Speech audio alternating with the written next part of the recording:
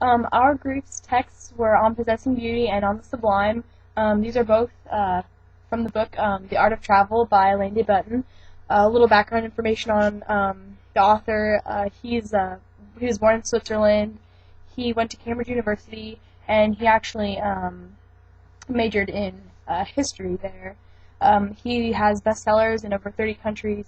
He's written a couple of novels, but mostly nonfiction. The Art of Travel is it is like a travel guide, but it's not what like the generic type of travel guide that you would think it would be. It's more looking at like what travel is like to us and how we can be fulfilled by it and what it means to us and stuff like that. And it definitely like asks questions about travel, like what's the point of travel and how can it like help us in our lives.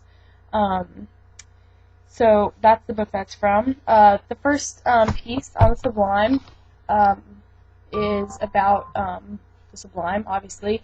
The place that he talks about in that one is the Sinai Desert, which is just a huge desert, kind of introduces that whole theme of sublimity. It's huge and kind of like awe-inducing or whatever. In that section on the Sublime, the guides that he talks about are Edmund Burke, who is a philosopher writer, and Job from the Bible. Basically, that whole section is just talking about the Sublime, what does the Sublime have to do with us? What does it have to do with travel? What does sublimity have to do with like the universe, like power, like all that stuff? So he discusses that on the Sublime, using like some of the points from like Job's story and from Edmund Burke. So that's on the Sublime. The second one is on Possessing Beauty.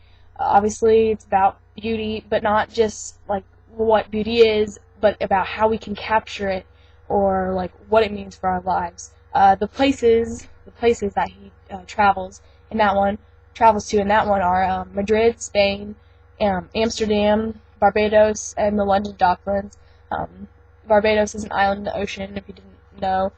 The London Docklands are just an area in East London, and used to be like the London port, but not that anymore. Now it's just like a place to live. The guides that he gets ideas from in that one, there's actually only one. It's John Ruskin, and actually throughout the whole piece of On Possessing Beauty, he talks about Ruskin, really like breaks it into parts, talking about because Ruskin focused on teaching people how to appreciate beauty, and so he takes a lot of ideas from that. And Ruskin basically taught that we can appreciate beauty more by drawing it and by looking at it from an artistic view, not necessarily just like painting it or coloring it, but painting it with words, which he called word painting. And that's actually, he gets to that more at the end, and at the beginning he just talks about like how can we look at beauty, like how can we look at something and see it in a beautiful way, which would be like, for an example, like a tree. You can look at a tree and say, okay, this tree is tall and brown and green.